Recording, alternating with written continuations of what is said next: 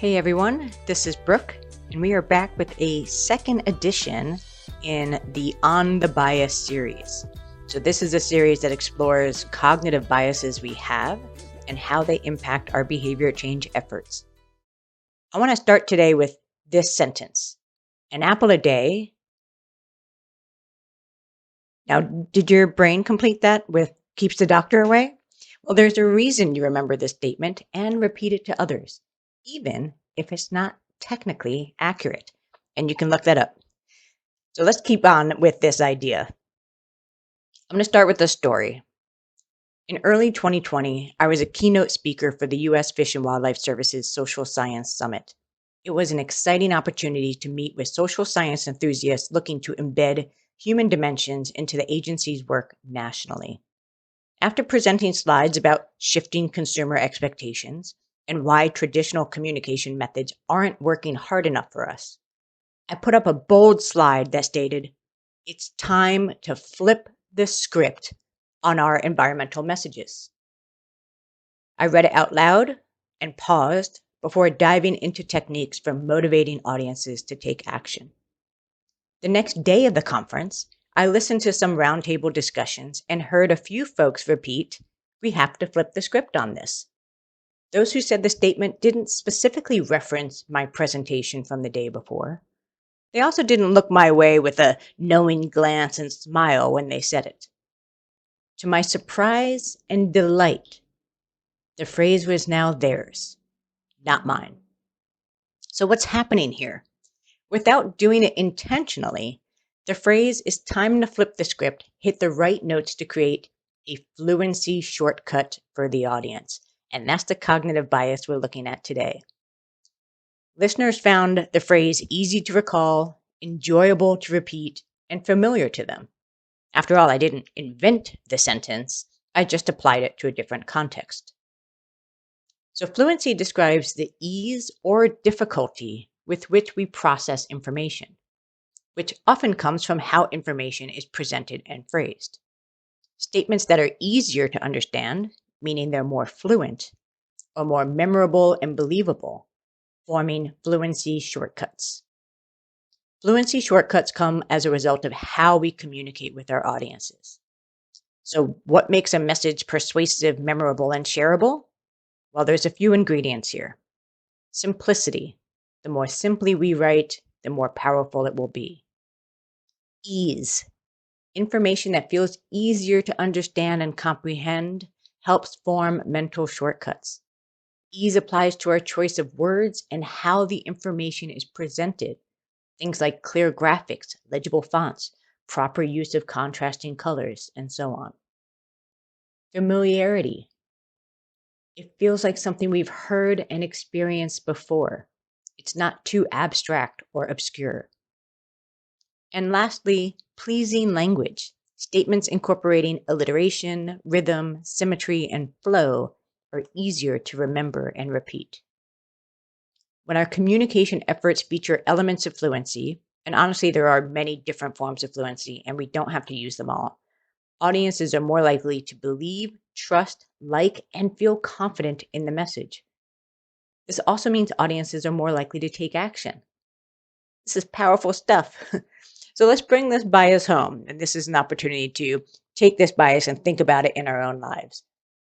So think of a statement or phrase you often repeat at home or work that meets some of these fluency elements. One that I use a lot is righty-tighty, lefty-loosey. It has a pleasing language, it sounds great, it's easy to understand and remember, and it is incredibly useful. Now, for the statement you're thinking of, consider if it's actually grounded in truth or it just sounds good, like my previous example of "an apple a day keeps the doctor away." Moving into how this bias helps or hurt our behavior change program, we're going to start with how it helps today. Communicating in a way that resonates with our audiences is certainly critical to the success of our work. Now, finding opportunities to make the information we share more fluent increases trust, engagement, affinity, and confidence, which is amazingly helpful for our work.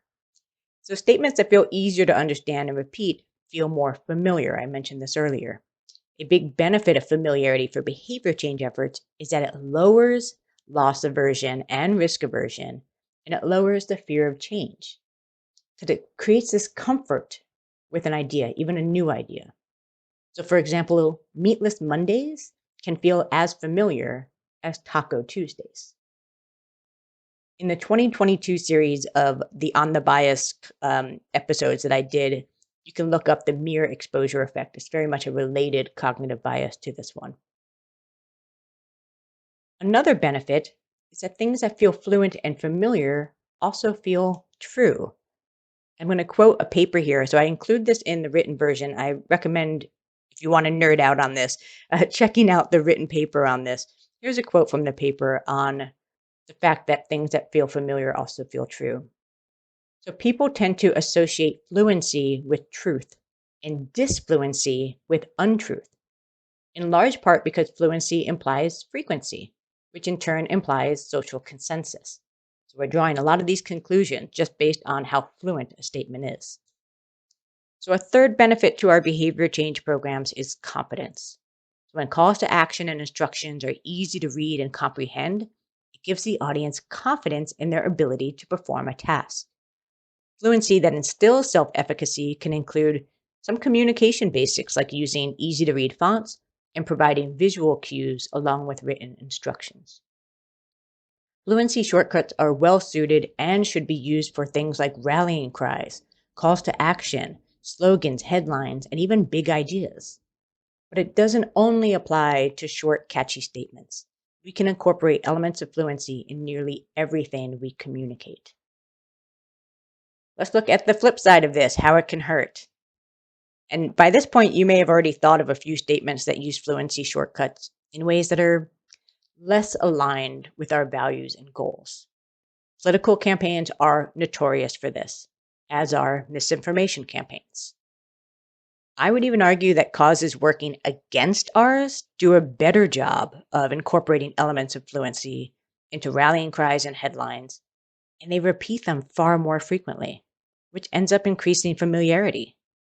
When familiarity and fluency translate into trust and affinity, this becomes concerning when it's used for purposes against ours. Which is why I strongly believe it's time for us to flip the script, and I'm doing that a little bit tongue-in-cheek there. But truthfully, fluency ain't easy. Communicating what we do in simple, familiar, and pleasing ways takes a lot of hard work. We won't get it right on the first try, and we may need to bring in experienced copywriters to help finesse our words so we can get it right. Also, keep an ear out for phrases your audience repeats, as they may be fluency shortcuts you didn't know you had. I've used flip the script far more frequently since my keynote experience, since I know it resonates with the audience. But a note of caution here, and I include this in almost every On the Bias episode. Consumers are increasingly skeptical of things that sound too good to be true. So if a fluency shortcut sounds made up or feels manipulative, like greenwashing, they will ignore it, or worse, rail against it. And that brings us back to the reactance effect, which I covered last time. So as with any behavior change communication technique, we should refrain from using false claims, lies, imaginary guarantees, dishonest statements, and unattainable promises. It's just one of the many ethical standards we should live up to. Well, I hope you enjoyed learning about one of the many ways we are wired. If there is a bias you're especially interested in hearing about, just let me know. Email me, brooke@brooketully.com. I may even add it to the series, or if I repeat the series again next year, I'll add it to the next series. As I mentioned before, there is a published paper on this. It's really interesting. It goes into all the different types of fluency and how they tend to still result, no matter which type of fluency you use, in similar outcomes of producing judgments of truth, judgments that they like the statement, and judgments of confidence. So that's in the written version on the website if you want to check that out. And if you are, this is a shameless plug here, if you are interested in flipping the script, I do have a short course called Messages That Motivate. In less than 2 hours, you'll learn some of the basics and fundamentals of crafting messages that drive action and change. Again, that's also available on the website, brooketully.com. Thank you so much for listening, and I hope you're enjoying this series so far. We have 3 more episodes for the 2023 version of On the Bias. Take care.